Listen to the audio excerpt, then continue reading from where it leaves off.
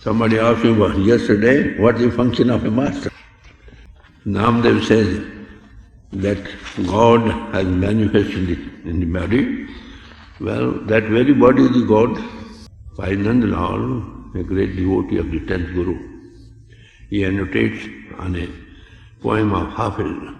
Hafiz says, if you want to meet God, leave all house and home and the world and go to a wilderness.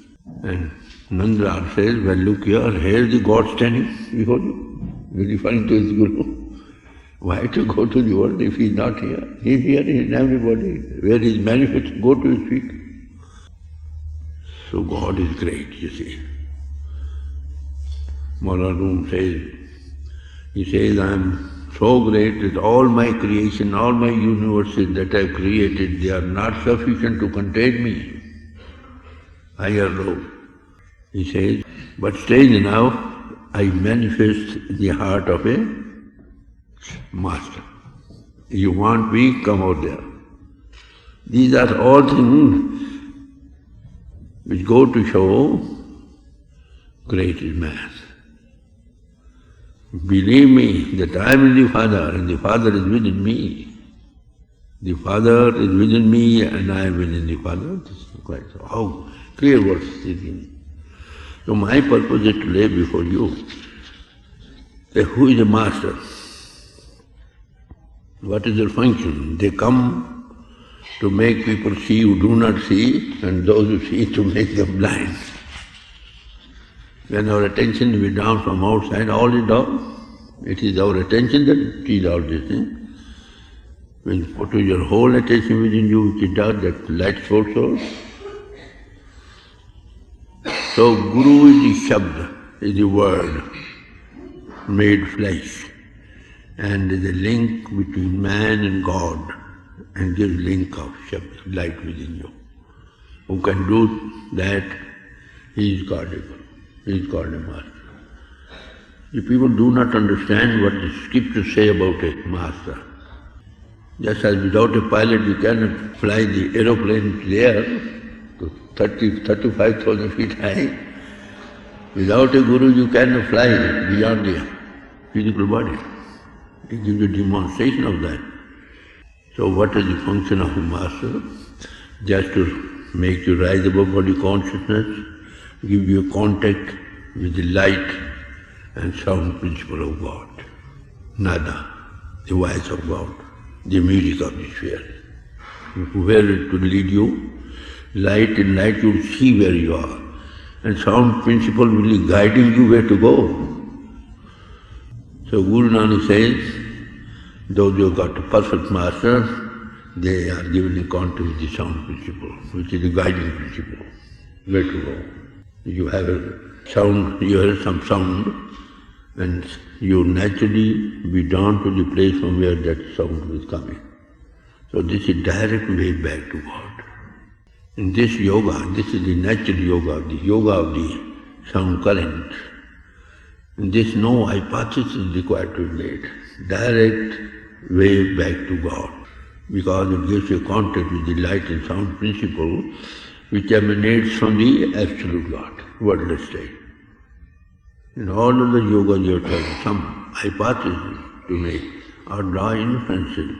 So as such, like persons, call them by the name persons. Word made flesh is born the same way as we are born. He's got the only two eyes that we have got outside, two limbs, he walks like us. But he is the bread of life that comes down from heaven, as Christ said. Akhand Pujan. They also say it is bread of life that has come down from heaven. Whosoever partaketh of it shall have everlasting life. They give you the bread of life, the water of life, which is light and sound principle of the God into expression power. You have physical food to make your body strong. You got learning, etc., to give you strength to the intellect. What food you give to your soul, which is conscious entity. So Master comes here to give that water of life, that bread of life. Or when you get it, when you rise above body consciousness. Until you rise above body consciousness, you remain a stranger to the beyond. If Master gives you experience and demonstration of how to rise above body consciousness, then you have no fear of death. Because all glory and beauty lies within you. When you witness once that aspect of higher life, you are so much attached to it that you won't like to stay outside. So it is always advised in the scriptures what? To do the practices as given by a master. Those who are doing practices without a master, only doing at the level of senses, with the outgoing faculties or with the intellect, they don't give you any access into the beyond. They are good actions, of course, because you are doer, as you sow, so shall you reap. But they cannot give you a glimpse of the beyond. So what will do? You have you follow, sit at the feet of Master to give you how to rise above body consciousness, then you have got seen that thing, you see, and you know how to go up. So the function of the Master is Shabd. He is a link between man and God. And link of Shabd is given. And what is Shabd is? Light and sound, two aspects of it. Thy word is a lamp unto my feet and light on my path. So even such a master, when you meet such a master, you see, even after leaving his body, the perfect master continues to watch over the disciples. His word made flesh and never leaves you till the end of the world. This is the whole word Master says. Christ said, I shall never leave thee nor forsake thee till the end of the world. Is it not? So all Masters say. Christ said, they work while alive and give light to the world. He said, I must work the works of him who has sent me while it is day. Means he is alive. The night comes when no man can work. When day passes, night comes, when the man is no more alive in the body, then he said, as long as I am in the world, I am the light of the world. Very clear word. So this is a function. You see, what do? They do what? Give you contact with God. They are the link between man and God. They open your inner eyes, see the light of God. They open your inner ears to hear the voice of God. They tell you how to rise above body consciousness, how you fly your plane into the air. There's a plane rising into the air outside, and that's a plane of your inner self into the beyond, to the astral plane, to the causal plane, even beyond, until you reach the true home of the Father. So, the work continues, one bulb is fused and the other is put on. That power never dies. Christ lived before Abraham. Jesus lived before Abraham. I am that I am. You follow the point? Though that power never dies, continues on working at different human poles at different times to guide the child humanity. This is also what six scriptures say. He says that sound principle is my guru. And that sound principle is all nectar of bliss. What the scriptures say, read it what they say, unless you meet a living master, you can't go beyond. Very clear word? And that power never leaves you see, always with you, watching you, extending all physical help and protection. And such a gift given by a master, you see, that can never be set aside. No power on earth can take it away. And no one else can give you such a gift. He gives God as a gift to you. Good prasad. He makes you come in contact with God. Christ said, I gave unto thee eternal life, they shall never perish, neither shall any man pluck them out of my hand. Is there any power that once a master takes anybody under his care and he can be taken away by somebody? No. The disciple may leave, but the master never leaves. Heaven and earth shall pass away, my word shall never pass away. This is what Christ said. This also you got in our scriptures, Sad Bachan Atala. I am giving you only the parallel view to show that the teaching of the East and West makes no difference whatsoever. So for that reason, you see, what you find, you would like somebody who knows the way. You have to find that, as Christ said, nobody has any power to pluck him away from his hand. Similarly, the East also. Swamiji says, one seed is sown by a master in whomsoever, no other power on earth or heaven who can take that away. And such a gift can be made by only a master. There is no man wise with the master. He comes what for? To take you home, liberate you from the prison house of the body and take you home back. This is what. So blessed are they that have the word of God and keep it. That's what Christ says.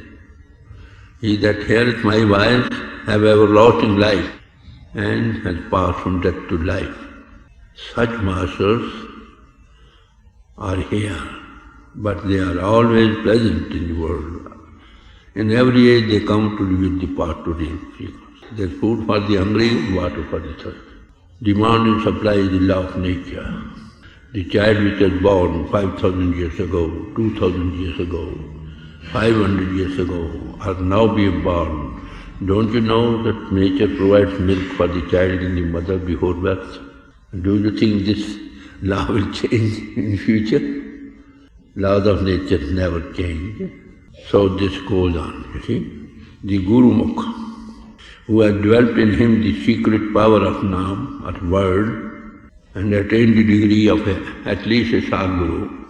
From him the torch of Naam is carried forward by disciples from generation unto generation to enlighten the future. While one bulb is fused, the other is put on. So such a master is needed. Guru Nanak says, sit at the feet of somebody when you go beyond and Lord of Judgment is there to take your account. He stands for you. You are not to account for it. So that is why they say, just leave the friendship of such people who never go along with you. Not in the world also, you see. Many people are with us only so long as their purpose is served. When they have got no purpose left, they go away. They may be very dutiful children. They may help you to the last. But when you're dying, they cannot help you. So you need somebody who can help you at the time of death. And who are they? They are masters who give you demonstration of dying while alive, the very first day, for a while. You follow it regularly, accurate every day, you rise above body conscious daily. St. Paul said, I die daily.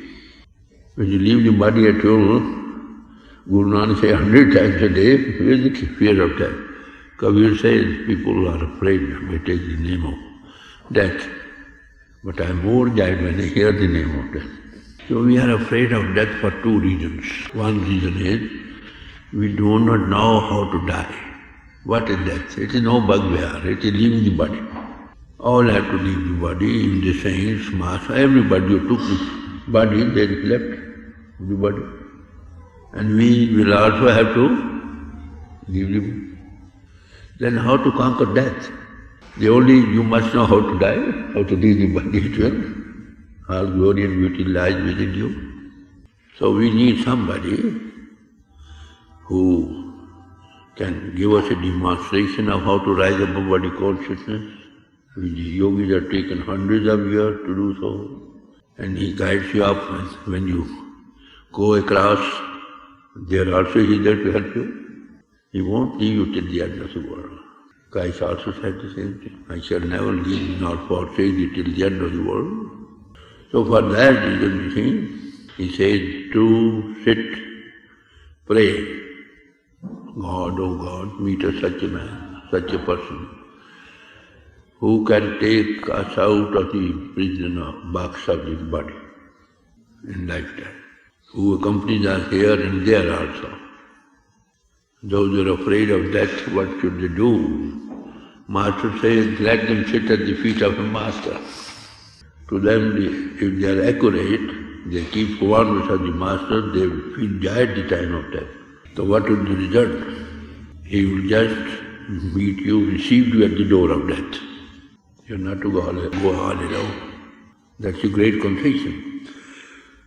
So Master therefore said, to take hold of the hem of such a master who knows this and the other world both, who can work in both worlds, here and there too, who may be with you when you are in this world, extending all feasible help and protection. When you leave the world into the beyond, they also accompany there when you leave this world. Don't you like such a friend? We do need.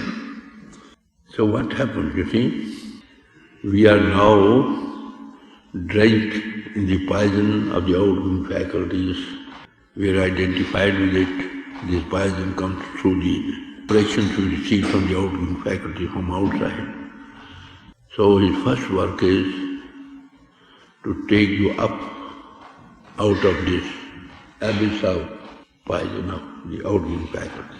You follow what I mean?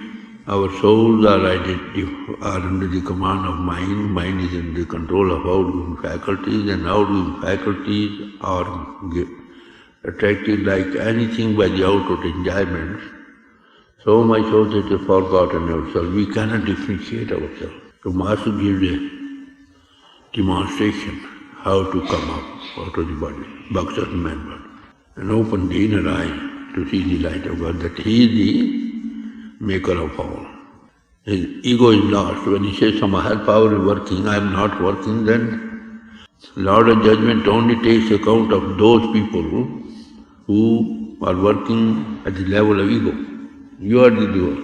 As you sow, so shall you reap. If you rise above this, the law of evolution and devolution, come know that power that is working behind all this, then you're saved, all coming and going. So what happens? He takes you out of the man body. The Master do say, Guru Amar Das, after 70 long years, when he sat at the feet of his Master, he had that experience. He says, oh man, I was also like you at the level of the outgoing faculties. Now I have risen up with the grace of God working through my Master. Just like this. This is watch. Watch is that fingers are holding it. But behind the fingers who is working? I. So in the man body of a word made flesh, God is working. It is He has the power to take you up from the man body when He gives you contact. The result is what? All sins are washed away. You got heaps of firewood, you put in little fire to it, all are burnt down to ashes. Similarly, we have got sins of the past, of hundreds of births. We have an example in the Mahabharata. Dhritarashtra was there, he was blind from birth. People asked him, in what birth you have committed some sin, the result of which you are blind from the very birth. He said, I know by yoga power, 100 births back I have done no such action. Then Lord Krishna gave him his own power, yoga power, to go beyond. And he, in 106 births back, he did something that came to us. So man body is given to us to just burn away all those burdens of sins we have got on our shoulders by bringing you in contact with the God into special power, which is light and sound, that burns away all past sins, washes away out. And there is no attendance to the court of a Lord of Judgment. So we are afraid of death. Why? We do not know how to deal with death. Death is no bugbear, it is only living man, but as I come from India, I am here alive, is it not? You bear testament to it. Similarly, when a man leaves the physical body, he is conscious. He is what he is at the time of leaving the body. So the first thing is we do not know how to leave the body. And there is no escape from death. All have to leave body someday. How to conquer death is only to know how to leave it. So in the scriptures it is said, you see in the Muhammad's scriptures it is said, when soul leaves the man's body, it feels such like pain as one has by putting a thorny brush through the rectum and drawn to the mouth. And the Hindu scriptures tell us when soul leaves the man's body, it has pain like that as 1,000 scorpions sting together. If one scorpion bites you, then you have got terrible pain. What to speak of 1,000 scorpions? And second thing is, we do not what is our fate beyond. That's it. If a man rises above body conscious daily, goes into beyond, then when he hears he is being called back, he feels, yeah, I am going to my father. Others who have not sat at the feet of Master, they are in agony. So if the grace of God, of a Guru, you know yourself by self-analysis, not at the leaving of feelings or trying inferences, then you become a conscious co-worker of the divine plan. That he is the doer, you are not the doer. If you know this dying while alive, then you will have everlasting life. Learn to die so that you may begin to live. So to have a living master is a great blessing. Remain in whatever formation you are, the labels of which you are carrying. Spirituality is one and the same for all of you. Of course, the customs and rituals of the various so-called social bodies we are in, the labels of which we are carrying on our body, they may be different. And that is due to climatic influences or customs prevailing in that country where they arose. I give you one instance. In Arabia, there's want of depth of water. They have made a provision that you can, as there's water less there, you can only wash your hands, feet and face and sit for prayers. And they have also made a provision, what? That if there's no water whatsoever, you may be smeared yourself with the sand over there and sit wide awake. And the east or anywhere else where water is in abundance, what they do? They say, unless you take a bath, you are not fit for prayers. So this difference due to what? Climatic influence. Purpose is to sit wide awake when you sit for prayer. Another example, when you go to a Sikh temple, they are to sit with bare-headed, with covered head, that is sign of respect. That is due to the custom. In the churches, to sit bare-headed is sign of respect. That is due to the custom. So outer differences, they are due to customs, climatic influences, or narrow-mindedness. Master come to bring you man up above his own seat. This is what is before you.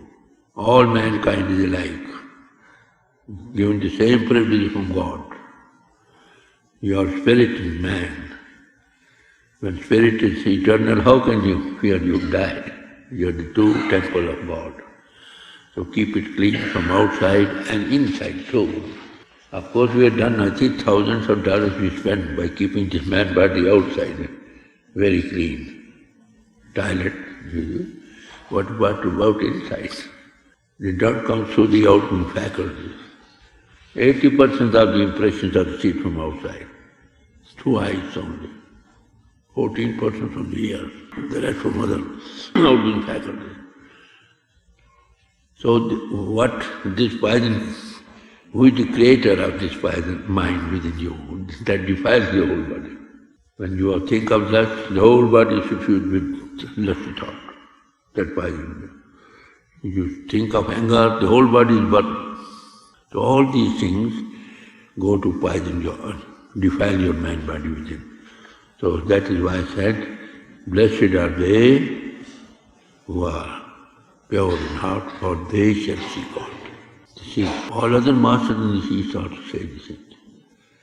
Ethical life is stepping stone to spirituality. Truth is above all, and true living is still above truth. So Guru Arjan says, which is the highest religion in the world? He says, to have a true living and contact with God. Remain where you are. Each formation, wherever you are, their purpose, we have joined religions only to turn out such like man, perfect man. Whichever turns out such like people, they are blessed, they are to be appreciated. That school which turns out students with high degrees, they are creditable. The religions which turn out perfect man, and the idea of a perfect man in all religions is given the same. A Sikh, when he becomes Khalsa, only he derives the full benefit of living in the Sikhism. And what is he? What is he? In him, the light of God is fully effulgent.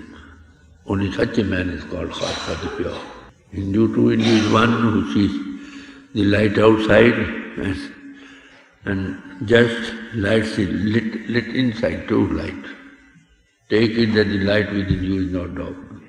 And Mohammedan also sees the light of God, and Christian is the one who sees the light of God. Degree is the same.